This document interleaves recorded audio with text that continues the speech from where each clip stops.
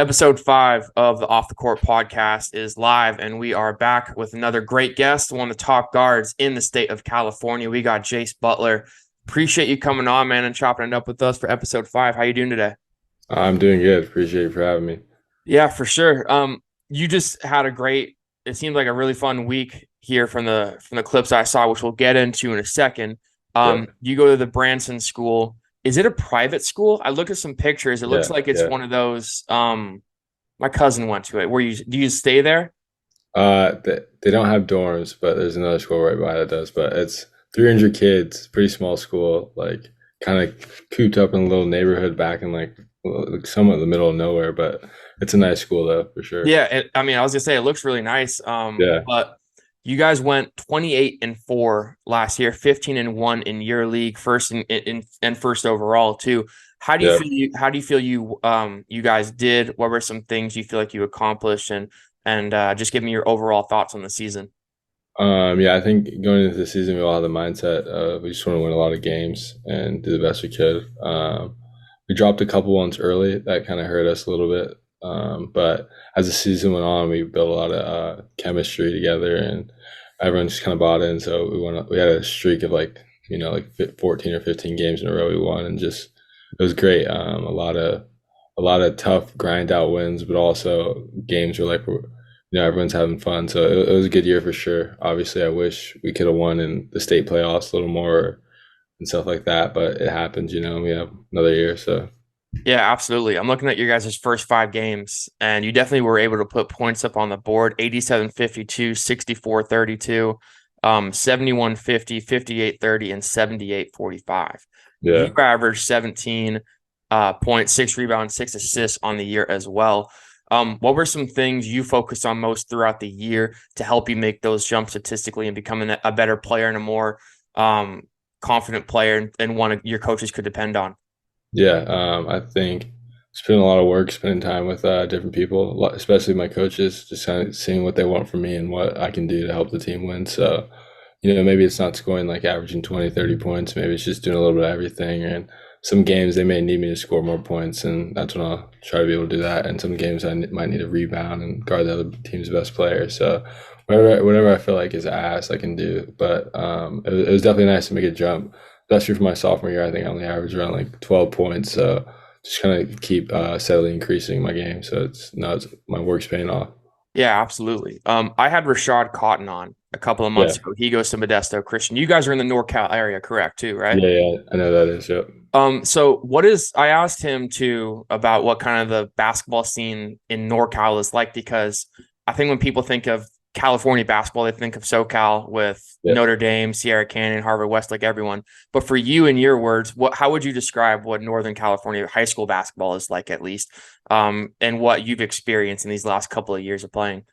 Yeah, no, I think it's definitely pretty slept on. I think we have a lot of good teams, a lot of good hoopers. SoCal usually, like the past, 10 to 20 years, have been dominating the state championships and stuff like that. Obviously, there's some loaded teams out there, but as a whole, I think some of the top NorCal teams are really good and can compete with the best of them. And then once it gets to playoffs and championship games and stuff like that, I mean, there's a really big crowd and people really come out and support. So it's dope to see. I think we have a cool little thing going on over here. But yeah, it's dope. Yeah, I'm looking at the end of your schedule. You talked about how you weren't able to accomplish state. Only lost by 1 point. I'm sure Yeah. that was a heartbreaker for you guys. What were some things you learned in that loss to Western Ranch that you're hoping and you guys maybe focused on throughout the summer to make sure you're able to accomplish that goal, especially heading into your senior year? Yeah, I think just from the jump, we all have our minds set on one thing, and that's winning the state championship. And then um, we're doing a lot more workouts together as a team and just kind of getting everyone bought in, not so much like individual stuff, just trying to get all the guys together. And then I think we did a little bit of underestimating. We thought we should have been placed in a higher division that year, so we got like the Mm. 2 seed in the division two. And so we underestimated the team, and it came back to bite us because we thought we were a pretty good team last year, but you can't really underestimate anyone in basketball. Anyone can beat anyone. So this year, just taking every game one step at a time, focusing on one thing at a time, and yeah, I've matured a lot. We have a lot more seniors this year. Last year we had one, So just trying to lead the younger guys and keep everyone level headed. You guys played in Section 7.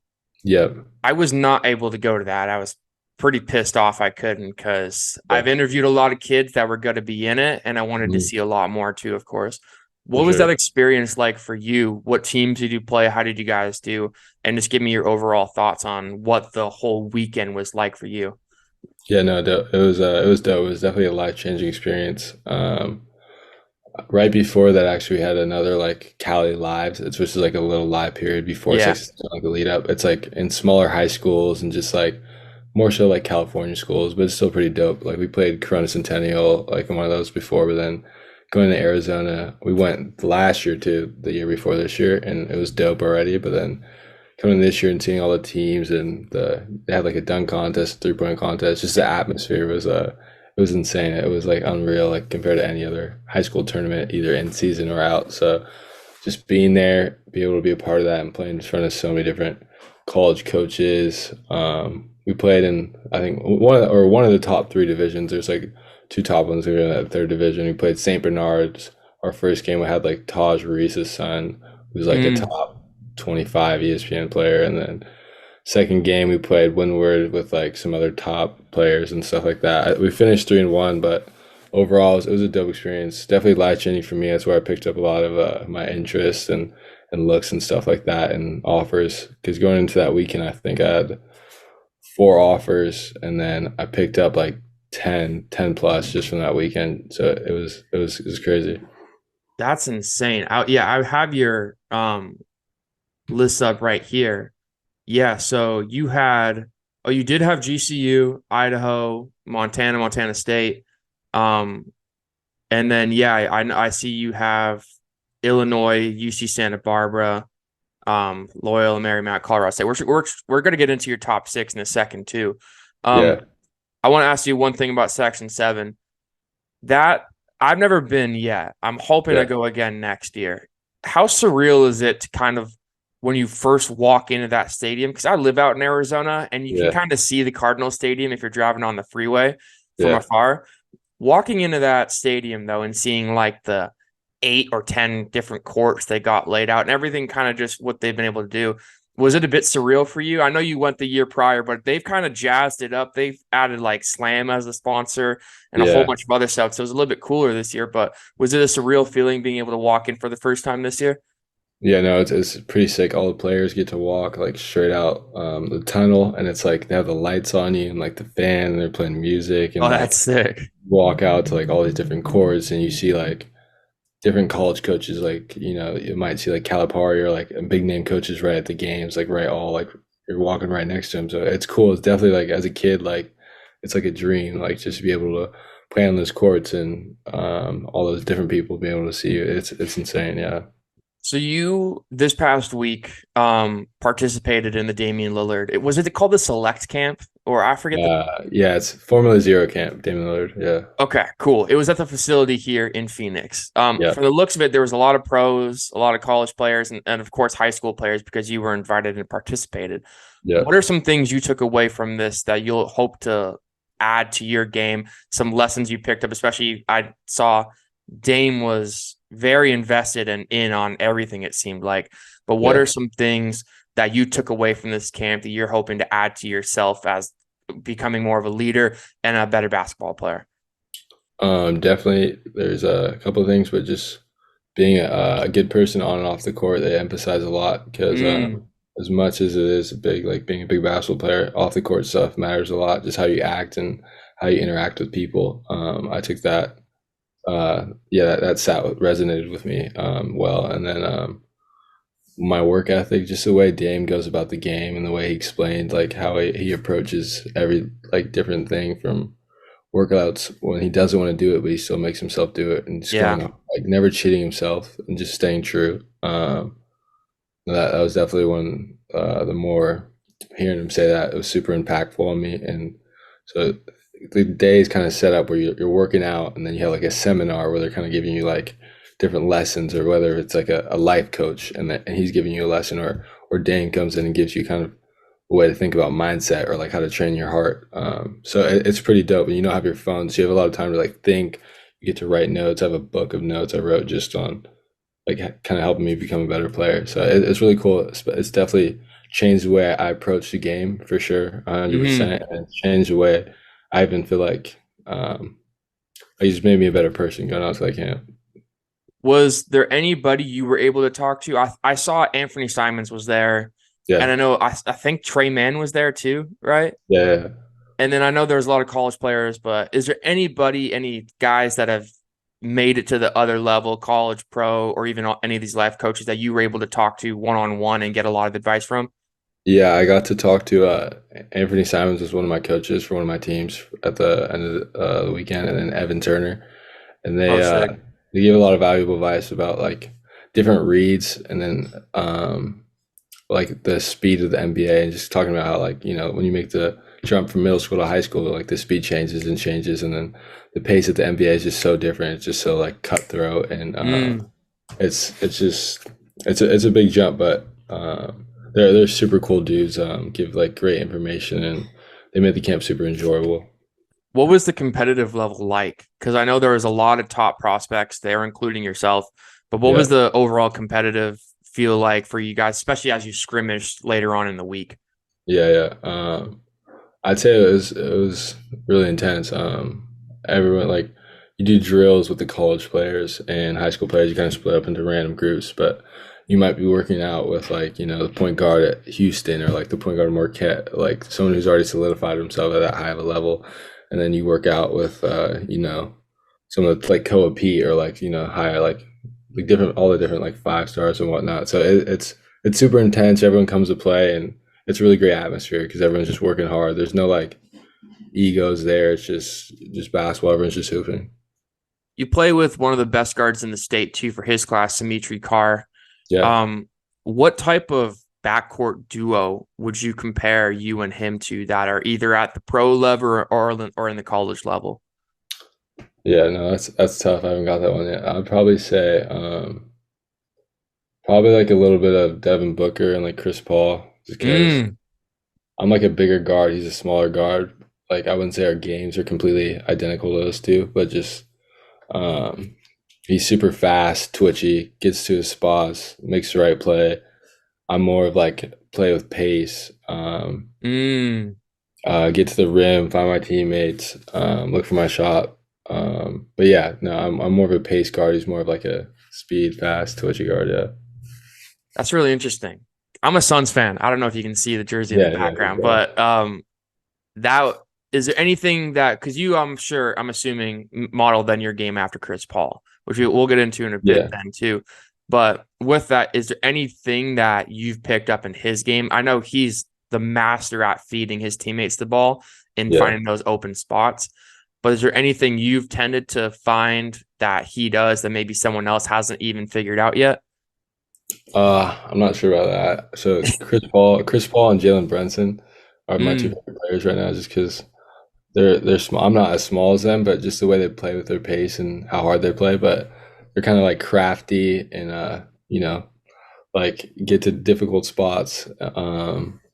And but make it look like easy, like somewhat effortless. But I think the hmm. way Chris Paul, like he can come off a screen and he knows where like all the other four players are on the court.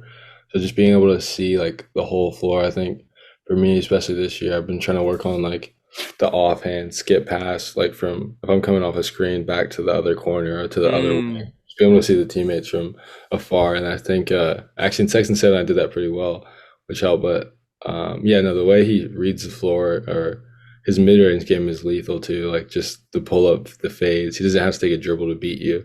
So be able to be like efficient. People who like use their dribbles really efficiently are like who I like to watch. Hmm. Before we talk about your recruitment, you played Adidas circuit this summer. Yeah, yeah, I was able to literally go to every other circuit because they all stopped in Phoenix besides yeah, Adidas. yeah. I watched as much as I could online. You played for Jalen Green Elite, correct? Young Green, yeah. What was that like for you? I know everyone tends to say Nike's the best Hmm. and all the talent goes to Nike, but I know Ian Jackson played in Adidas, Koa did too, and a Yeah. lot of other guys. What was the experience like for you? What was the competitive nature like for you Yeah, playing in that Adidas circuit against still some of the best players in the country? for sure. Yeah. I'd say honestly, it was dope. Last year, actually, 16U, I played Oakland Soldiers UIBL, and Okay. we had so I got to kind of see both aspects, of the different circuits. But this year, I went. One of my coaches from the Oakland Soldiers went to Jalen Green, so I just kind of went over with him. So our first session actually went forward. Now we played a lot of good teams. We got off to a great start. We had a couple unsigned seniors, and then they ended up leaving, going to like Mm, a schools and whatnot. But after that, it's kind of up and down. But I'd say for sure, 3SB, they have some of the best teams. I think in all of the circuit, like team wise, maybe not talent, like all the way around. Like UIBL probably has the best players all the way around, but team for team, like every game in Adidas is like a battle. Like doesn't matter if they're not ranked or not, they're coming at you hard. Like everyone's yeah. playing like like their life's on the line. So I think even the teams with Compton Magic and Co, like they all play hard. Like no game's gonna be like kind of a cakewalk. You don't really know what to expect. Like when you're at Adidas, you're gonna get like you may not think, oh, I have an easy game, and then that's kind of what we did. And then we play like a team that has like some under the radar guys and just come out right from the gate. So it was dope. I think a lot of great teams, especially in the 3SB. Yeah, absolutely. So let's talk about your recruitment. You've cut down your list to New Mexico, Illinois, LMU, San Francisco, Colorado State, and UCSB. Yeah, Like I told you before we started recording, I'm not going to ask you who's in the lead because I don't want to put you in a bad spot. What yeah. about these six schools though stuck out to you that put them on your final list? And yeah, what about these schools got them into that final six? Yeah, so actually, I'll let you. I'm actually down to three now from the Oh, six I went give us the before. three then. Yeah, yeah, yeah. I'm down to USF, UCSB, and Illinois. Wow. Okay. Last year. Yeah. So I liked all the schools for sure. I think they all were like what I was about to. So that's why they're in there in the first place. But I'm just kind of narrowing things down. And, as I'm getting ready to take these visits, I just want to be like hyper focused on, uh, just three schools instead of six, a lot more manageable too. Yeah. For USF, just the way last year they've had really good guards come out of there, and then last year they had two first team all conference guards, and the way they play is really fast and up tempo, but then they'll give their guards a lot of freedom to play, how they want to play. So I think that'd just be a great spot for me. It's like 30 minutes from my house, which is also pretty convenient. So my parents and family can come see the games and whatnot. So that's definitely huge. And then Illinois is obviously it's in the Big Ten. I've been building a great relationship with their staff recently, and they're kind of one of the only, or like one of the real first high majors to take a chance on me. So Mm, I, uh, I definitely felt like they deserve a shot, and to see like what it's like out there. So I'm excited for that visit and whatnot. And then UCSB, they've just been on me. Like they were one of the first schools to ever recruit me. Come to like in-home visit and like meet my whole family. Like tell me their plans for me, and they want to develop me into a pro, and I'm all on board for that, and that's what I'm aiming for. So I really like what they're about, and I like that they came in first. They have a really good program. So yeah, no, those are what I'm down to now. well, it seems like all those three teams are extremely invested in you and your future. So wherever it seems like you're going to go to, you're going to be in good hands. Yeah. Do you have a commitment date set? Do you have any idea, if not that, of when you would like to announce where you're going to school, or are you kind of just waiting for the visits to come and then you'll announce kind of Yeah, what you're thinking? I'm taking all my visits in September, and then at the end of September, probably like right after I take my last visit, I'll sit down and figure out at the latest October 4th, which is my birthday, I want to be done with the process. So, yeah, so late September, beginning of October, I'll make my decision. Okay, awesome. Yeah. To me, you play a very old school guard type of play, kind of like you Mhm. talked about. You love watching Chris Paul. Brunson's even like a new age type guy like that with being the smaller guard and being able to dish it out. Yeah. From the film I watched, though, you love to attack the rim. go at your defender, as well as pull up in the mid range. It seemed like your Section 7 tape, you did a lot of that, being able to stop on the dime and get your shot. If Yeah. people are just finding out about you for the first time, how would you describe how you play the game to them?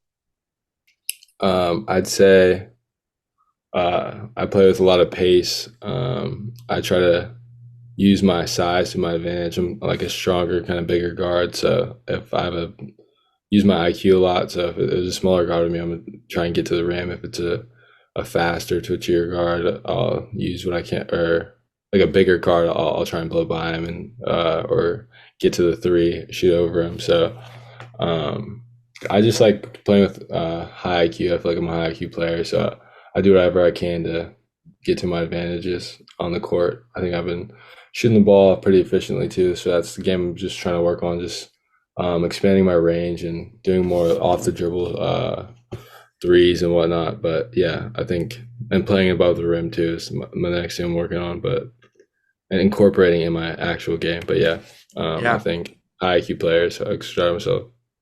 I know we talked earlier, Brunson and CP.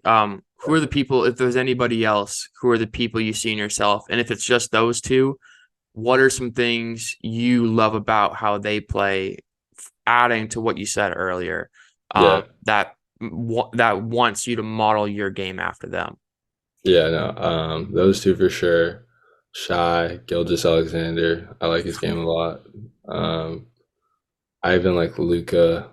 Um, just guards who like are so like intentional with what they do, whether that's Mm, like they're attacking the rim and they slow down really quick and then speed back up, or just guards that don't play at one speed, change it up, can shoot the ball at a high level, can pass, create. I feel like those are just winning players, and that's who I want to model my game after. People that just win, do the right things, what it takes to win, and are like super intentional with what they do.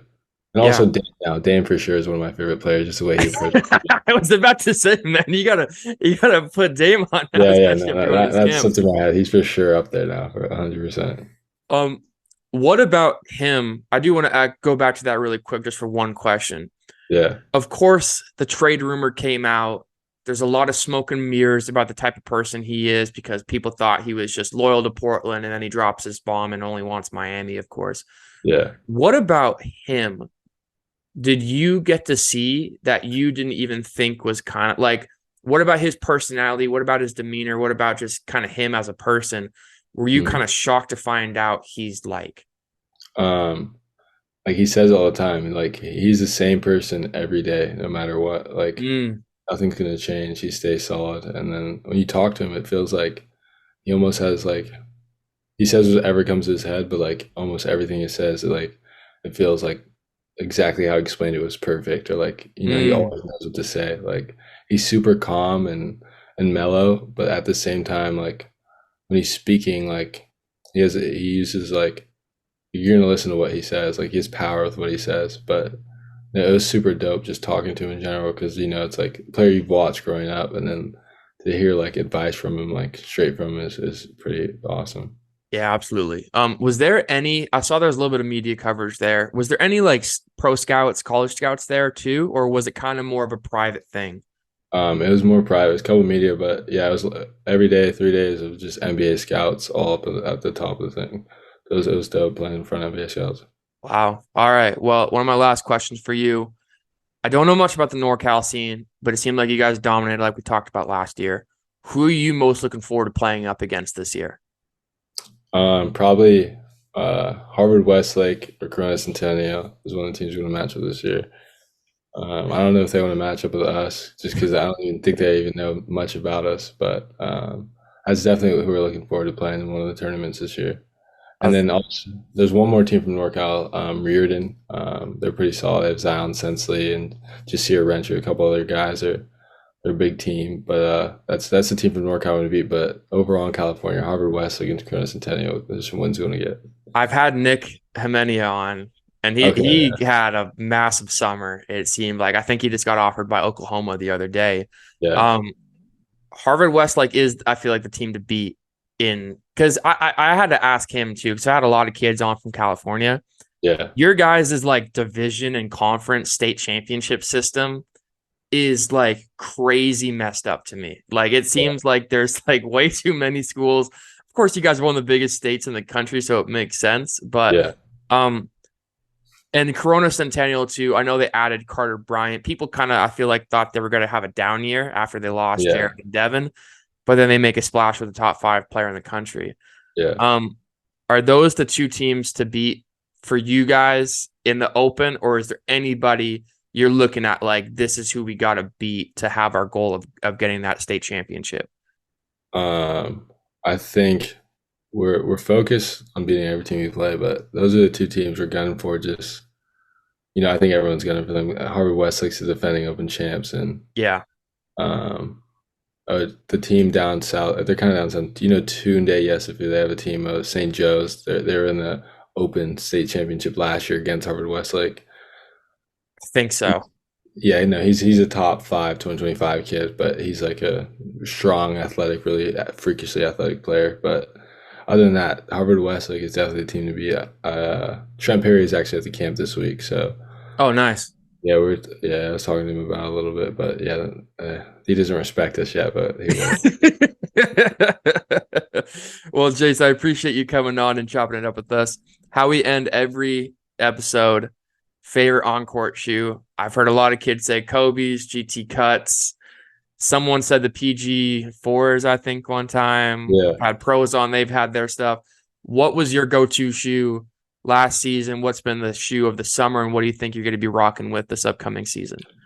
Last season, I kind of switched it up a lot. It was between the Kobe's and the GT Cuts for sure. And then this summer, I was wearing Adidas a lot since I was playing with the Adidas team. So Makes sense. The like BYW Selects, and then the Jalen Green dropped a shoe. So I got to wear those for a little bit. They're cool. They're like blue and red mismatch. And then this season, I'll probably wear some Dames a little bit now. I got one of my shoes signed by Dames. Hey, And then, yeah, I'll switch it up a little bit. It's kind of wear everything. that's dope, man. Well, I appreciate you coming on and chopping it up with us for episode 5. Anything to shout out before we get out of here? No, just Branson's coming this year. Hey, I love it. I say that to like anything to shout out, so you guys are able to get your guys' names and your schools out there. So I appreciate you doing that. But sure. Appreciate everyone listening. This is episode 5. Make sure to subscribe to us on all platforms. But yeah, this is episode 5 of the Off the Court podcast.